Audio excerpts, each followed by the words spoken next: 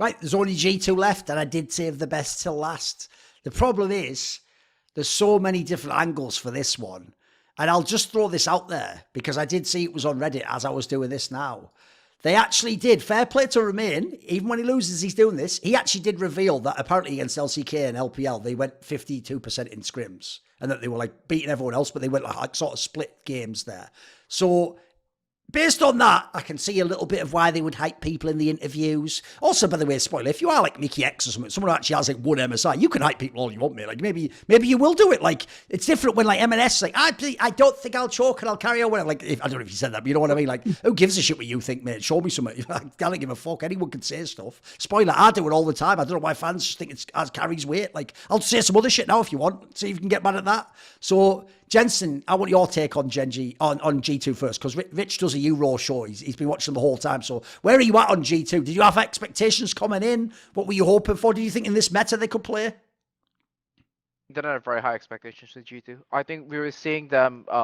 This is a G2 team that is not like G2 in the past, where they could match people strength for strength. This is a G2 team that's very limited, right? And I think that Yike getting all these props is a result of the way the G2 plays, and not so much about. Yes, he definitely has to play well, right, when he's put in a position to do well. But I think it's coming at the cost of Mickey Yike, is coming at the cost of Caps and the amount that they're performing as well. I have to look at the way that this roster has been constructed, and I think that this is not the complete package. It's not like what you look at Vitality, and that you look at it and you say that, okay, this is supposed to be the complete package, right? But I think for G2, you're broken plate in the top lane. That guy, he's not 2019 Wonder, right? He's not somebody who is going to go up there and trade blow for blow. I mean, fair play to him, right? He did do that, I think, in the series that he played at this MSI, and half of it was also because he had to like play Darius and not take TP and take Ghosts and things like that to be able to do that. But there's not a lot of expectations from the top lane. There's not a lot of expectations from. I did have a lot of expectations from Yike, because I think that this is somebody who they had to funnel into enabling him to really play a carry position, and that comes at the cost of the true carries on the team, right? Which should be Caps and Mickey X to enable that. So they're playing for a rookie jungler. He has to play in this position, and as a result of that, they will look like the incomplete package, and that's why I didn't have very high expectations for them. Even though it seemed like, oh, if you close your eyes and you think and you have to hope in really hard, it's like, oh, they have the Nautilus pick now. They're gonna pull out a 2019 FPX, where they just suddenly reinvent the way that the game is being played at this point of time and blow everybody away with this carry star jungle. There was an outside chance of that happening. Maybe it almost happened, but I wouldn't say that that's something that I would expect to be happening. Come on then, Rich. Give me the G2 take. Yeah, so I mean, obviously, like the main thing I would focus on is how disappointed I've been in Caps. I think Caps is a player who is meant to be sort of so transcendent that he should be somewhat meta-proof, not just in that he should be able to play these picks that are currently meta, which, by the way, he cannot, but also that should that not be working, for example, after 1 game, 2 games in a best of 5, he should be able to pivot to something comfortable or more assassin orientated or carry orientated. Like even in this meta, I feel like that should be an option. And I feel like one of the things that, and we'll forget like Faker rookie comparisons, for example, because there's a bit of more nuanced in, sort of discussion. But one of the reasons why Faker is such a fucking god tier player is that he is meta proof. If you want to see the best sort of differentiation between a player like Faker and a player like Caps, just watch them both play Nautilus.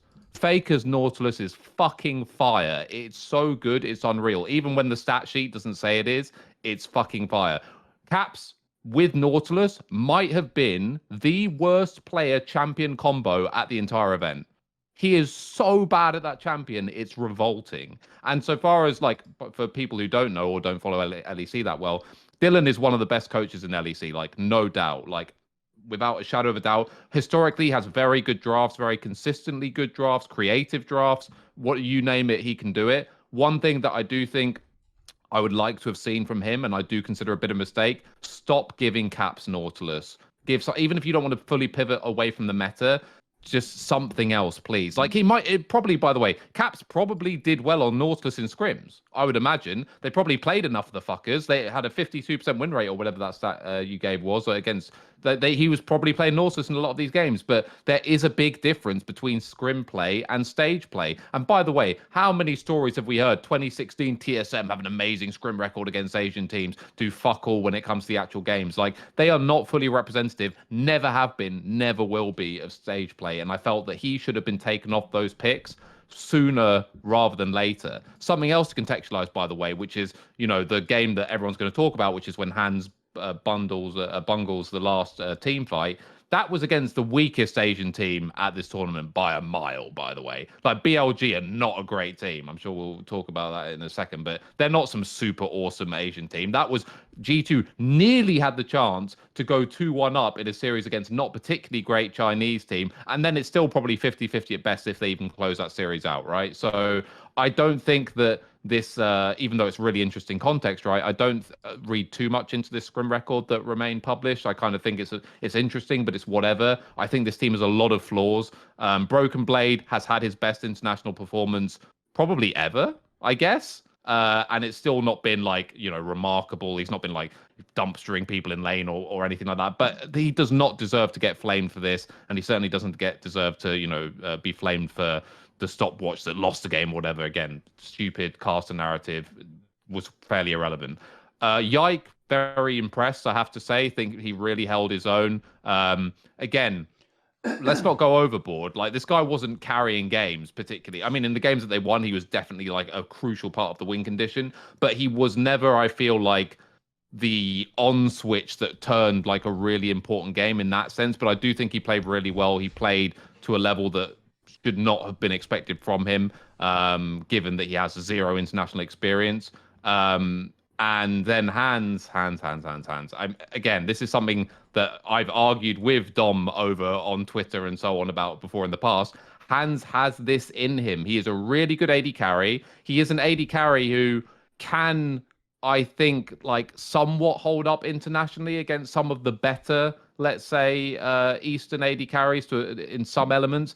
But he does have this in his fucking genome that he will every now and then throw fights at crucial moments. And it's all well and good and say like, oh yeah, but surely everyone does. Like, every single player historically has thrown a fight at some point. It's like the higher leverage the moment, the increase in likelihood that Hans will throw a crucial fight. And it was really bad. And the thing is, again, this happened again with the Ash game in the Rogue series. If people remember all those playoff runs that Rogue had, and then they looked like they were an unstoppable train, and then it came to an end and sort of at the worst possible moment, those were all epicentered by a mistake from Hans Zimmer. Every single one of them was a crucial fight which he threw at a Baron or before Soul Point or something like that. Every single time it was Hans Zimmer, like 3 playoff series in a row.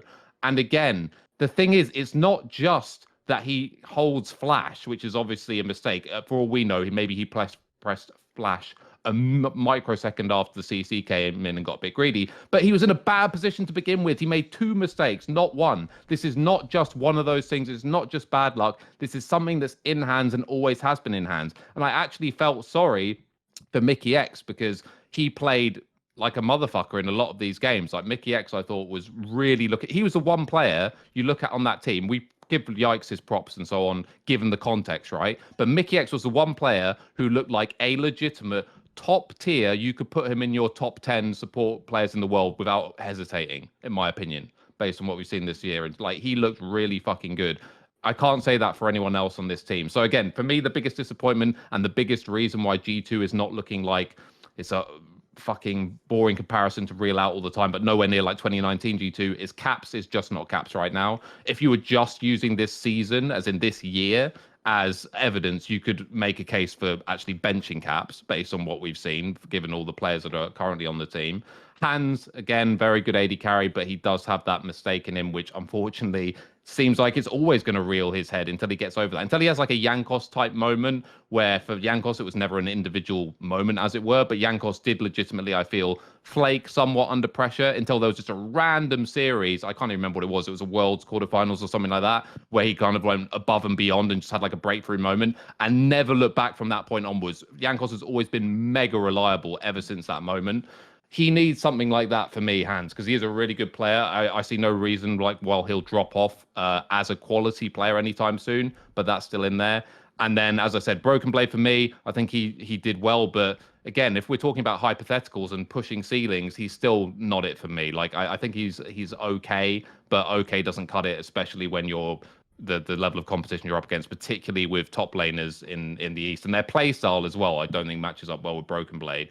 So yeah, you can tell me whatever win rate they might have in scrims, but if I just look at it holistically in the whole picture and what their flaws are, I don't think G2 ever really stood a chance. As Jensen said, like it makes such a difference having a player like Wonder, particularly from like the flexibility standpoint, and people will probably forget as well, like all the draft flexibility and stuff that G2 used to have. Now it's just like I can tell you what G2 are going to pick. I never used to be able to tell you what G2 are going to pick, and now it's like fucking hell. This is going to be another Caps Nautilus game. Oh yeah, okay.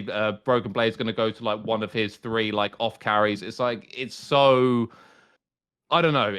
I never had any hope for this team, and as the tournament went on, the only thing I was confident on after seeing the first half of the tournament was that G2 would beat Mad, because Mad looks really fucking bad, and G2 at least showed, you know, some good qualities. But yeah, props to Yike, really good tournament from him. Props to Mickey, and yeah, beyond that, I can't really say much else positive because I didn't have particularly high expectations to begin with. But I would have liked to have at least seen Caps try and take over a game. One fucking game in that series. Just pick something that you're comfortable with that can carry, that can be a carry option, and, you know, see if Caps is still in there. Because I don't know if he is. Like, and I would have thought Caps is the kind of person. The way Caps has played historically, you would think he has to be the kind of, I mean, we know it, right? Where he's like, pick me fucking Vayne mid or whatever, right? Like, he had that in him. Like, where was that this time around? I'm not saying to play fucking Vayne mid, but like when you're 2-1 down, like series on the line, aren't you that guy? Aren't you meant to be the greatest Western player ever? Which is something I've never subscribed to, by the way.